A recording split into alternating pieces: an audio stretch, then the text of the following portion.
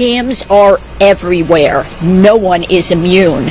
They recently targeted Oak Hill, and the city clerk tells us how not to fall prey. And even though Kim shared with us that she is pleased about these indictments, she says she will never stop fighting until she gets justice and answers, and this is just the beginning. Donating blood is essential to community health. Raleigh County residents have the opportunity to give something that means something. Beat Across America is about creating and celebrating a nation of diverse readers. And what better than getting lost in a good book?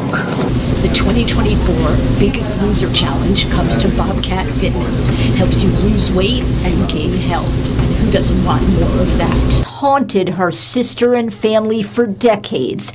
Life was never the same after July 22nd, 1992.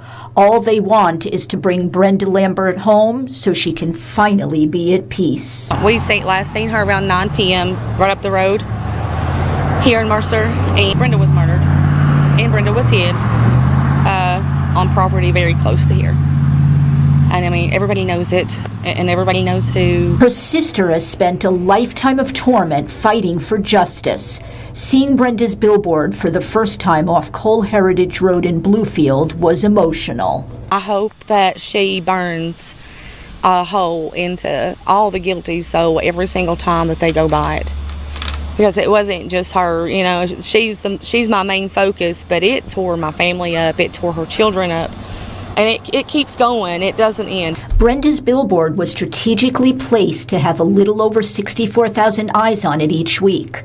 They're hoping that someone who knows something about what happened that night will have a conscience. This billboard may touch their heart. There's not any information that's too small. We're trying to put the final piece of the puzzle. The Aware Foundation has helped solve 3 cold cases. They're hoping Brenda will be their 4th. We are very persistent. We don't let up. People think that we're going to go away. They're sadly mistaken. Christy says even when they find Brenda, you know, there's still a lifetime of that loss.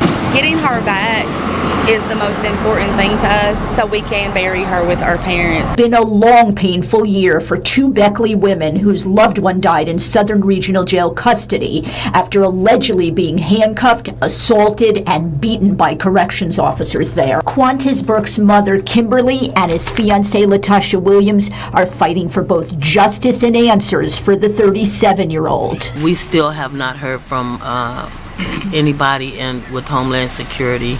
Jeff Sandy, we haven't heard from him. The medical examiner's office, we haven't heard from them. The correctional officers at the SRJ, we haven't heard from them.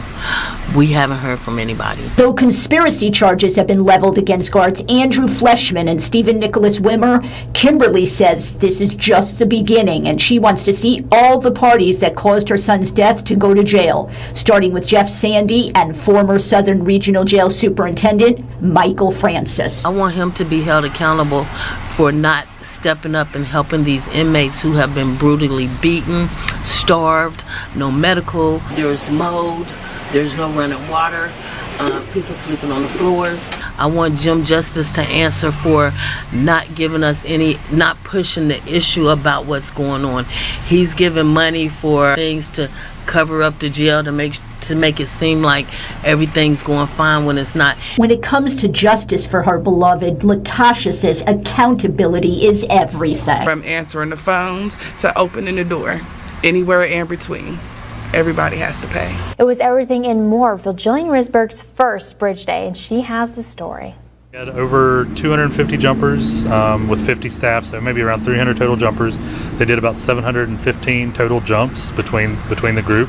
No major injury, so we're fortunate to have just an all-around good day. Olivia decided to jump. Live your life, do things that scare you a little bit. A friend wanted to do this for 3 years and decided this was her year. It's Bridge Day, New River Gorge. My fear is the thief of joy. He came all the way from New Mexico via West Virginia, where he was born and raised, to visit his family and to attend Bridge Day. Instead of Christmas or the other kind of bigger holidays, because it's just as many people just as much stuff to do, but there's not all the other obligations. It's a fun time to come visit. After hearing about it on TikTok, these friends couldn't resist and drove cross country from Sacramento, California to attend their first ever Bridge Day. It's amazing. I don't know who would jump off a bridge willingly. I personally wouldn't do it.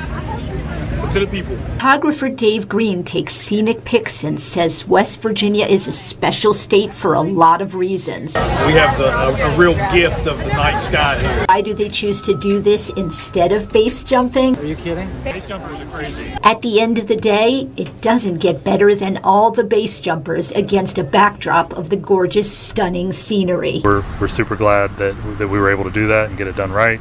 And now we rest. Jillian Risberg for Newswatch.